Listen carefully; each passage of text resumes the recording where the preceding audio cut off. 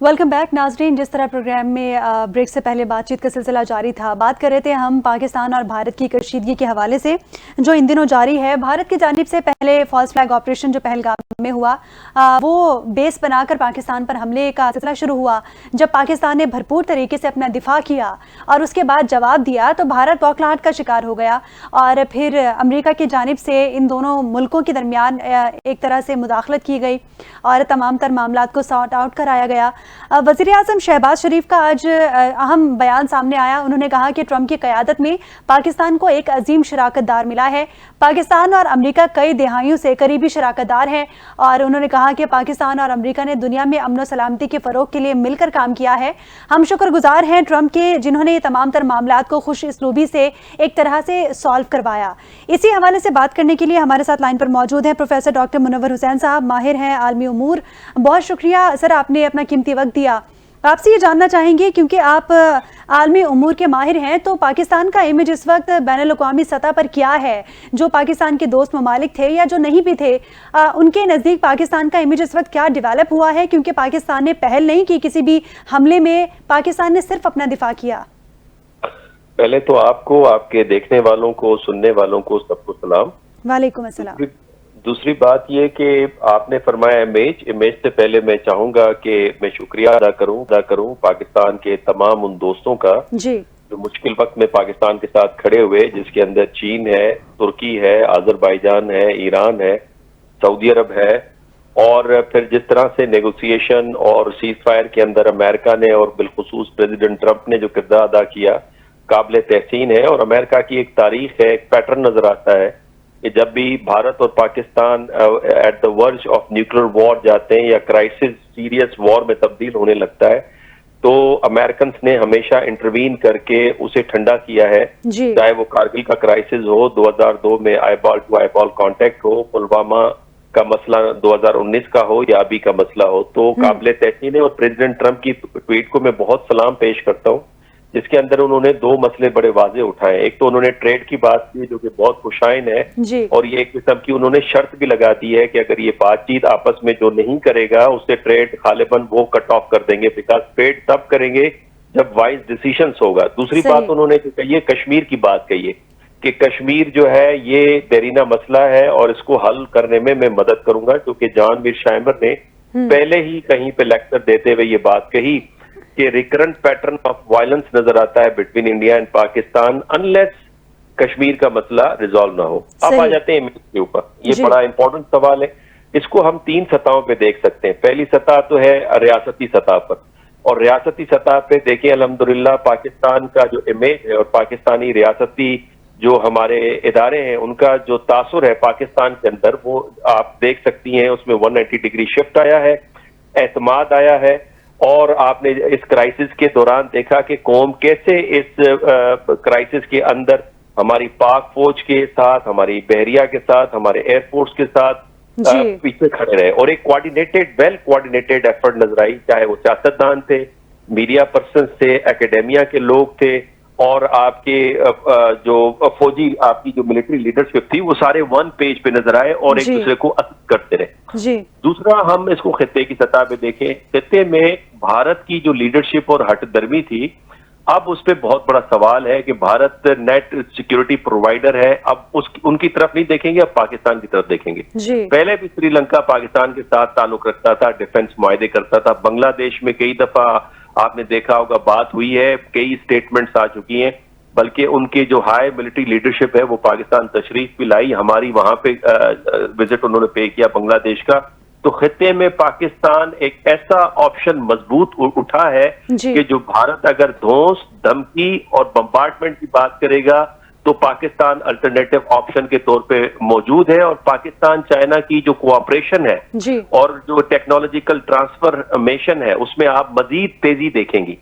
अब बैनुल अक़वामी सतह पे देख लें तो बैनुल अक़वामी सतह पे इस वक्त जो इंटरनेशनल मीडिया है, गो कि उसमें थोड़ी बहुत बायसनेस नजर आती है, लेकिन उसके बावजूद अब जो चीजें हमारे पास आ रही हैं, चाहे वो अमेरिकन जर्नलिस्ट हैं, यूके के जर्नलिस्ट हैं, फ्रांस के जर्नलिस्ट हैं, जिस तरह से खुल के चीजें आ रही हैं, उससे पाकिस्तान का तासुर बड़ा है।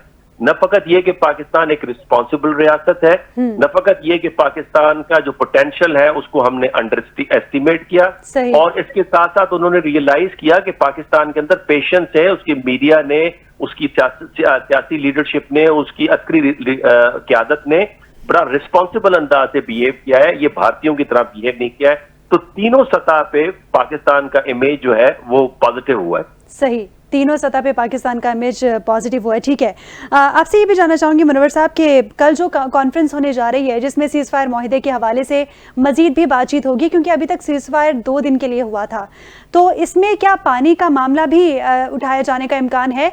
और अगर पानी के मामले पर भारत आमादा नहीं होता, जो सिंतास माहिदा है उसको मुअत्तल करने पर बजिद रहता है, तो क्या सीज फायर वाकई हो जाएगी उस सूरत में भी?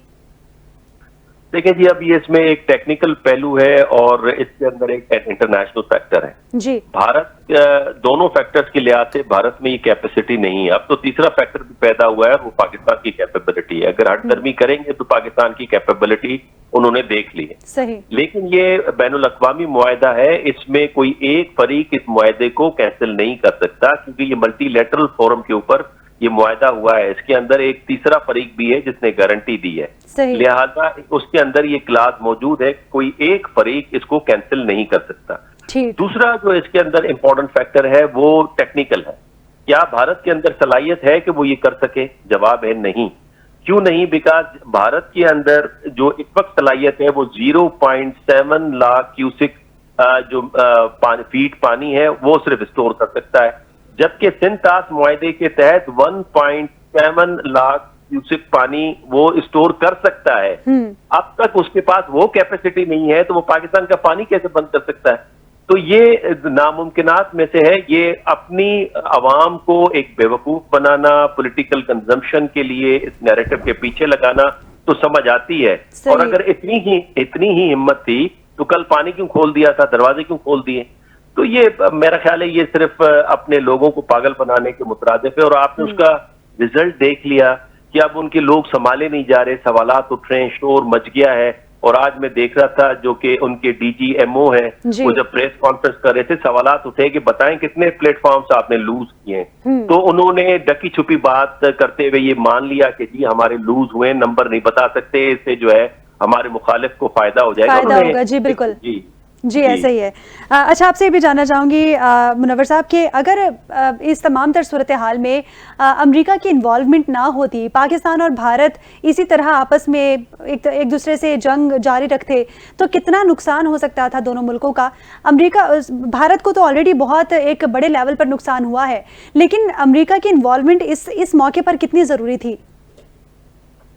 अमेरिका के पास कोई ऐसी इंटेलिजेंस इंफॉर्मेशन गई थी जिसमें अब ये सेंसिटिव फेज में दाखिल होने लगा था मामला। सही। और आपको याद है कि हमारे यहाँ कमांड एंड कंट्रोल की मीटिंग भी हुई जिसको प्राइम मिनिस्टर उसे प्रिजाइड कर रहे थे। बिल्कुल। और उसके बाद और भी उनके पास इंफॉर्मेशन होगी। और फिर भारत को जितनी गजन पहुंची है ना जी, एयर बेसिस का उड़ जाना, और ये S-400 सिस्टम, आप ये यानी इसको हम तो एक तो कहते हैं ना कि जी ये उड़ा दिया हमने, ये बहुत बड़ी बात है। और यूक्रेन की जंग में S-400 जो एयर डिफेंस सिस्टम है, इसने यूक्रेन की और यूरोप के एयरक्राफ्ट की और बाकी चीजों की उसने धज्जियां उड़ा के रख दी हैं। बिल्कुल। और जिस अंदाज से J-10C में जिस महारत से हमने जाके उसे उड़ाया है, या फिर JF थंडर ब्लॉक 3 गालिबन इस्तेमाल हुआ है, ये बड़ी बात है। तो लिहाजा इसके बाद भारत में हिम्मत नहीं थी। अब तो देखे ना, वो जो मार्क रॉबिन्सन है गालिबन अमेरिकन जर्नलिस्ट, उन्होंने तो ये बात वाजे कर दी है कि इंडिया ने फिर अप्रोच किया जब उसने ये आलम देखा कि अब तो हम कुछ नहीं, हमारा बचा और काफी सारा नुकसान हुआ है, तो they approach to United States America कि जी आए हमें रेस्क्यू कीजिए और हम सीज फायर के लिए तैयार हैं। और सऊदी अरब के फॉरेन मिनिस्टर को उन्होंने कहा कि अगर पाकिस्तान हमला बंद करता है तो हम भी इस को रोकने के लिए तैयार हैं, सीज फायर करने के लिए तैयार हैं। फिर ब्रिटेन भी आ गया और फिर गालिबन टर्किया के थ्रू भी कोई मैसेजिंग हुई है और फिर DMOs की आपस में बातचीत हुई है। तो कहने का मकसद ये कि ये जंग रुकनी थी। अलबत्ता आपका सवाल बड़ा इंपॉर्टेंट है कि देखिए, मैं हमेशा कहता हूँ ये सबसे बड़ा खित्ता है, सबसे ज्यादा आबादी इसमें है, सबसे ज्यादा गुर्बत इसमें है, सबसे ज्यादा नाखवानदगी इसमें है, सबसे ज्यादा अंडर डेवलप्ड एरिया ये है, बिल्कुल सबसे ऐसे ज्यादा है। क्लाइमेट के चैलेंजेस इसको दरकार है। तो कोऑपरेशन के साथ चलना चाहिए, अमन के साथ चलना चाहिए। और दुनिया ने मसाइल हल कर लिए, मलेशिया इंडोनेशिया ने बॉर्डर इश्यूज हल कर लिए, यूरोप में लोरेन और अल्सेस का मसला फ्रांस और जर्मनी ने हल कर दिया। अब तक जो है भारत कश्मीर में बात करने को तैयार नहीं है। भाई आप कश्मीरियों से तो पूछे वो क्या चाहते हैं, जो वो सही। चाहते हैं आपको भी कबूल होना चाहिए। पाकिस्तान तो कबूल किए बैठा है। सही। अच्छा, लास्टली आपसे ये भी जानना चाहूंगी कि भारत को जो तमाम तर सूरत हाल है, पाकिस्तान ने अपना जो दिफा किया उसमें बहुत भारी नुकसान पहुंचा। स्टॉक मार्केट की बात करें तो स्टॉक मार्केट उनकी क्रैश हो गई। अगर हम उनके दीगर मामलात की बात करें, जिस तरह मिलिट्री बेसिस को पाकिस्तान ने टारगेट किया, उनकी वो भी तबाह हो चुकी हैं। तो जिस लेवल पर भारत मौजूद था, भारत को वापस उस लेवल पर आने में अब कितना वक्त दरकार होगा, कितना टाइम लग जाएगा भारत को उसी लेवल पर स्टैंड करने में? देखिए जी, कैस की स्टडी आ गई है और उसमें डॉक्टर उस्मान चौहान ने बड़ा तफसीलन इस पे अपना रिसर्च करके डेटा दिया है, जिसके मुताबिक जब हमारा डिफेंसिव पोस्चर था और भारत ने हमला किया तो उसके नतीजे में भारत को $1.7 बिलियन का नुकसान हुआ। सही। और फिर अगले ही लम्हे उनका स्टॉक मार्केट जो कि $1.76 ट्रिलियन की है, वो 1.5 से 2% वो गिरी है, यानी वो कोई $28 बिलियन का एस्टीमेट है। फिर उनके एयरपोर्ट्स बंद हुए, ऑपरेशनल कॉस्ट थी, उनका जो है आईपीएल कैंसिल हो गया। तो इस अंदाज से अगर आप लगाएं तो रफली कोई $30 बिलियन का उन्हें लॉस था। और अगर ये वॉर कंटिन्यू करते, अभी मैं पाकिस्तान के रिटेलिएशन की बात नहीं कर रहा, सिर्फ पिछले की बात करो, अगर ये कंटिन्यू करते तो इसी मद में गालिबन उनको $80 बिलियन का नुकसान होना था। अब जब पाकिस्तान ने रिटेलिएट किया तो फिर अगेन डेटा दिया है राइटर्स ने, और उनके मुताबिक अब ये लॉस उनका $83 बिलियन पे चला गया। इसके साथ जो बहुत इंपॉर्टेंट बात है, मैं ये आपको बताना चाहता हूँ कि पाकिस्तान को एक बहुत बड़ा फायदा हुआ है। अब तक तो हम ये इकोनॉमिक और मिलिट्री टर्म में और इमेज वाइज और डिप्लोमेटिक और नैरेटिव इस पे बात कर रहे हैं ना, एक चीज हम रियलाइज नहीं कर रहे, वो ये कि जो पाकिस्तान के टेक्स्ट बुक में लिखा जाता था पाकिस्तान स्टडीज में कि हमें एक मकरूह दुश्मन से सामना हमारा है और उसका मकर जो है उसको समझना जरूरी है। जो हमारे बड़े लिख कर गए, हमारी आज की जनरेशन उसे तस्लीम नहीं करती।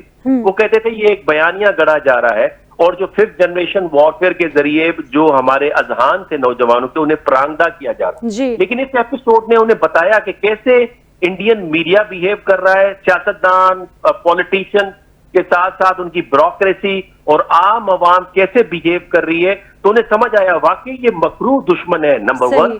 नंबर 2, उनको ये भी समझ आए कि जिन्ना साहब ने जो उस वक्त फैसला किया था कि वो ये 2 कौमी नजरिए हैं और हम इनसे अलहदा है और आजाद मुल्क हमें जरूरत है, तो उनका पर्सपेक्टिव भी विंडिकेट होता है। तो मैं समझता हूँ ये बहुत बड़ा फायदा पाकिस्तान को पहुंचा है। और फिर इसके नतीजे में आपने देखा कि हमारे मुल्क के अंदर काफी अरसे से जो महसूस की जा रही थी कमी, जिसकी कि हमारी इत्तेहाद नहीं है, अल्हम्दुलिल्लाह वो आ गया। और फिर खुशखबरी ये कि आज से फरीकी बातचीत हुई है, चाइना, पाकिस्तान, अफगानिस्तान में खिते में सलामती पर एग्रीमेंट हुआ है, और सीपैक की तोसी अफगानिस्तान तक हुई है, और तजारत और मईशत में ताउन की बात हुई है। ये बहुत बड़ा अचीवमेंट है, मैं कहता हूं। तो आपका वेस्टर्न बॉर्डर मुकम्मल सिक्योर है, ईस्टर्न बॉर्डर पे दुश्मन जो है वो दुबक किया है, और बैनुल अक़वामी कम्युनिटी आपके साथ है।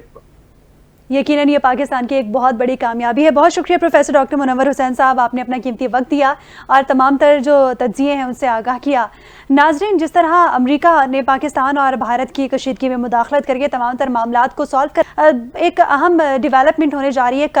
कल ये पता चलेगा कि भारत अगेन होश के नाखून लेता है या पाकिस्तान से अपनी जो जितने भी मामलात हैं वो कंटिन्यू करना चाहता है, क्योंकि भारत को एक चीज़ तो क्लियर तौर पर समझ आ चुकी है, अगर वो पाकिस्तान से जंग छेड़ता है या फिर पाकिस्तान पर अगेन अटैक करता है तो पाकिस्तान अपना भरपूर दिफा करने की सलाहियत अच्छी तरह से रखता है, और पाकिस्तान अगर अपना दिफा करेगा तो भारत को बहुत ज़्यादा और भी नुकसान पहुँच सकता है।